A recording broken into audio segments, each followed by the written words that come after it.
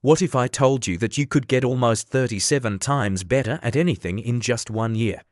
It sounds like a crazy late-night infomercial promise, right? But it's not. It's the simple, powerful math behind the 1% rule, a core concept from James Clear's groundbreaking book, Atomic Habits. If you improve by just 1% every single day, by the end of the year, that tiny, seemingly insignificant effort compounds into a massive 37-fold improvement. On the flip side, if you get 1% worse each day, you'll decline to nearly zero. This is the power of Atomic Habits, small, tiny changes that lead to remarkable results. Today, we're diving deep into this philosophy to show you how to stop struggling with big, scary goals and start building a system for continuous improvement that actually works. Forget willpower, forget overnight transformations. We're talking about a practical, scientific approach to becoming the person you want to be. So, where do most of us go wrong? We focus on goals. I want to lose 20 pounds. I want to write a novel. I want to learn Spanish. These are great destinations, but they don't give you a map. James Clear argues that we need to stop focusing on goals and start building systems. What's the difference? Goals are about the results you want to achieve. Systems are about the processes that lead to those results. Think about it. Winners and losers often have the same goals. Every team in a league wants to win the championship. The difference isn't the goal. It's the system of practice, coaching, and strategy they follow every single day. If you focus only on the goal, you're in a constant state of failure until you reach it. But when you fall in love with the system, you experience satisfaction and success every time you execute it. You don't have to wait for the finish line to feel good. The real key to long-term success is building a system of good habits. And the most powerful way to build that system is by shifting your identity. This is perhaps the most profound idea in the entire book. Most people try to change their habits from the outside in. They start with the outcome they want, like I want to be thin, and then try to figure out the processes to get there. But this is backward. Lasting change happens from the inside out. It starts with your identity. Instead of saying I want to run a marathon, which is an outcome, start thinking I am a runner. What does a runner do? They run regularly, even when they don't feel like it. They don't miss workouts. By adopting the identity first, your behaviors start to align with that identity.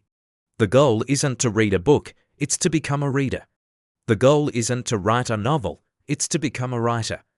Each time you perform a habit, reading a page, writing a paragraph, you are casting a vote for that identity. You are providing evidence to yourself that you are that type of person. This internal shift makes sticking to your habits feel natural, not like a chore. It becomes a way of reinforcing who you are. So, how do we actually build these identity-shaping habits? This is where the 4 laws of behavior change come in. It's a simple framework for making good habits inevitable and bad habits impossible. Let's break them down one by one. The first law is, make it obvious. Our environment has a huge, often invisible, impact on our behavior. We are more likely to do things that are right in front of us. If you want to drink more water, don't just hope you'll remember. Place a water bottle on your desk, by your bed, in every room you spend time in. The cue to drink water becomes unmissable. Want to practice guitar? Don't leave it in its case in the closet. Put it on a stand in the middle of your living room. You'll see it every time you walk by. This is the power of environment design. You're making the cues for your desired habits a prominent part of your world. The opposite is also true. To break a bad habit, you apply the inversion of this law. Make it invisible. If you're eating too much junk food, don't rely on willpower to resist it. Get it out of your house. If you waste too much time on your phone, put it in another room when you need to focus. By removing the cues, you reduce the temptation. A powerful technique to make habits obvious is called habit stacking. You link a new habit you want to build with an existing habit you already do every day.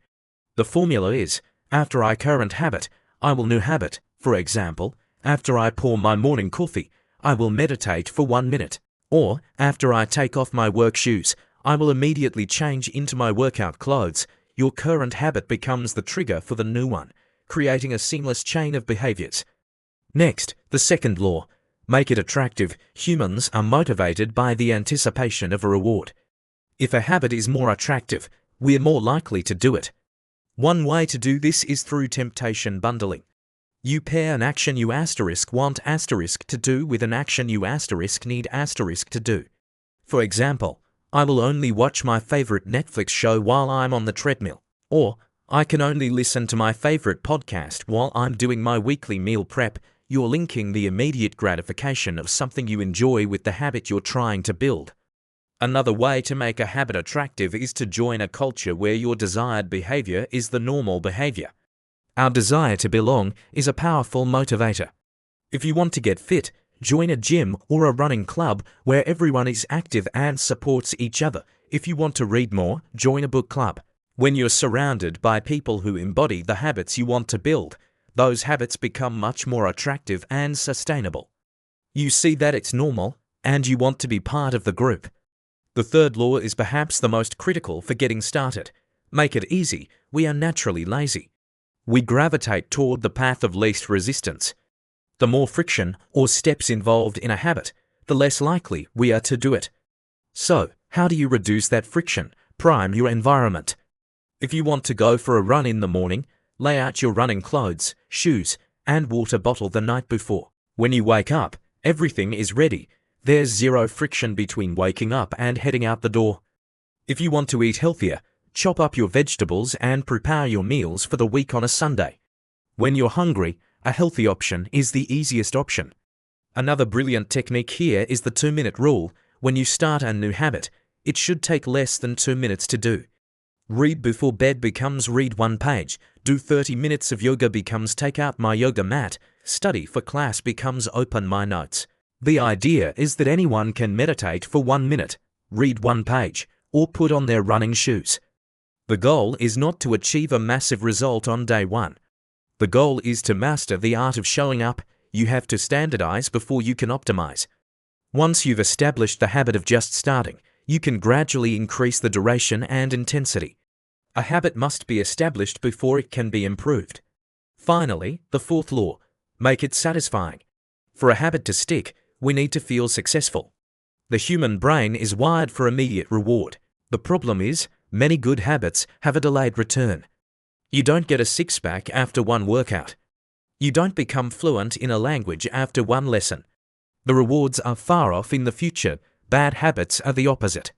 The consequences are delayed, but the rewards are immediate. So, we need to find a way to bring the reward into the present. A simple way to do this is with a habit tracker. Every time you complete your habit, you get to check a box. It's a small, satisfying visual cue of your progress.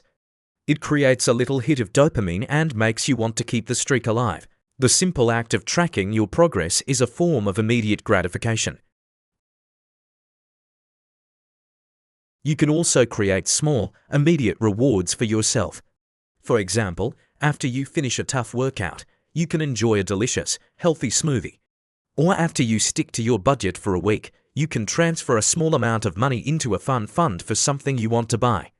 The key is that the reward must reinforce the identity you're trying to build. Don't reward yourself for a healthy meal with a pint of ice cream. That sends a conflicting message. Instead, reward yourself in a way that aligns with your desired identity as a healthy person. So let's recap the whole system. To build a good habit, you make it obvious, attractive, easy, and satisfying. To break a bad habit, you do the opposite. Make it invisible, unattractive, difficult, and unsatisfying. This entire framework is about making small, incremental changes. It's about focusing on the process, not just the outcome. It's about building an identity, one small action at a time. The journey to remarkable results doesn't start with a giant leap. It starts with a single, atomic habit, a tiny change that you can build on day after day. It's about getting 1% better every day. What is one tiny habit you can start today? What's one thing you can make more obvious in your environment? How can you apply the 2-minute rule right now? Don't wait for the perfect moment or a burst of motivation. Motivation comes after starting, not before. The real transformation begins when you stop waiting and start doing. Pick one small thing and do it, then do it again tomorrow. That's how you build a system for success. That's how you become the architect of your own life. Thank you so much for watching. If you found this breakdown helpful, please hit that like button and subscribe for more deep dives into life-changing ideas. Let me know in the comments what atomic habit you're going to start today. See you in the next video.